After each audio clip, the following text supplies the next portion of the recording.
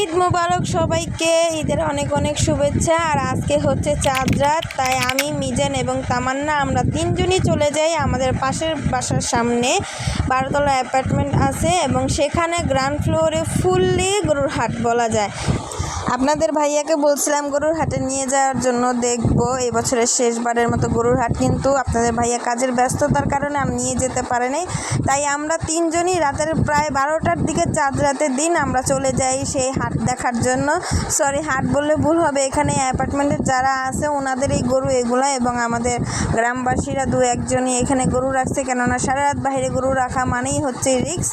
আর এখানে ওরা দুইজন খুব মজা করতেছে। আর এই যে কালো রঙের যে গরুটা দেখতেছেন, এটা খুবই রাগী গরু, ওর সামনে যাওয়াই যায় না। আমি ওর খুব দূর থেকেই ভিডিও করছি। আর এখানে এই গরুটা খুবই শান্তশিষ্ট ছিল।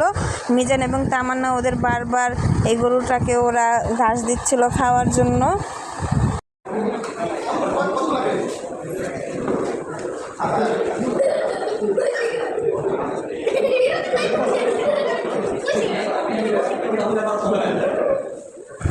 তারপর আমরা বাসায় চলে আসি এবং পরের দিন ছিল ঈদ। আর ঈদের দিন আমি তেমনটা ভিডিও করিনি।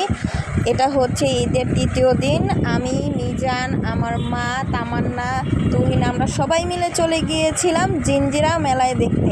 আর এখানে আগের মতো সেই মেলাটা বসে গেছে। মেলা বলতে এখানে আগে থেকে স্ট্রিট দোকানগুলো ছিল, তারা আবার এসে বসছে। গরুর হাট বসার কারণে এই স্ট্রিট দোকানগুলো এখানে বসতে পারে না। আমি এদেরকে অনেক খোঁজাখুঁজি করছি। আমি জিঞ্জিরা থেকে কাঠুরিয়া পর্যন্ত গিয়েছি। আর এখানে দেখেন কি সুন্দর সুন্দর লেস, উনি খুব সুন্দর সুন্দর লেস নিয়ে বসছিল। আমি এখানে দাম দর করছিলাম, আমিও নিব। আমার কাছে খুব ভালো লাগছে, নানান ধরনের ডিজাইনের লেস এখানে পাওয়া যায়। উনি প্রায়শই এখানে বসে। আরও দুই একজন আছে, তাদেরকে দেখা যাবে।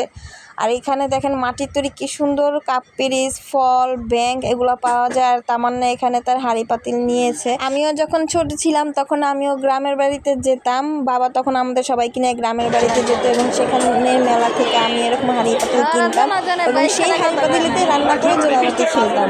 আর এই মেলাতে অনেক কিছু বসছে, জিঞ্জিরা মেলা বলে কথা। যেহেতু এখন রাস্তাঘাট ফাঁকা, সব দোকানপাট বন্ধ, তাই লোকজন অনেক কিছু নিয়ে বসছে। আর এটা হচ্ছে আমাদের আবদুল্লাহ শপিং মল, যেটাকে আমরা সবাই ফ্যামিলি মার্কেট বলে চিনি।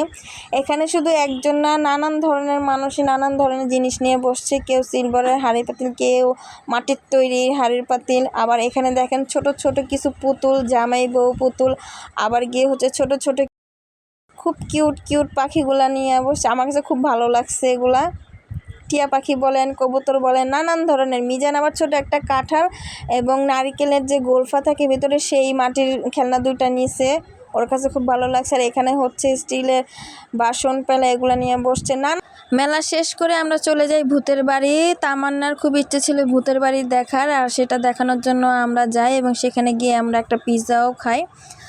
বেশিক্ষণ থাকিনি আমরা, সবশেষে বাসায় চলে আসি। অনেকটা পথ হেঁটেছিলাম। বাচ্চাদের ঈদেরও ঘোরাঘুরি শেষ এবারের মতোই। তারপর শুরু হয়ে যাবে 7 তারিখ থেকে স্কুল। ছুটি শেষে বাচ্চাদের আবারও পড়াশোনায় ফিরতে হবে। আর আপনারা এবছর আপনাদের ছুটির দিনগুলো কিভাবে কাটিয়েছেন অবশ্যই জানাবেন। আসসালামু আলাইকুম।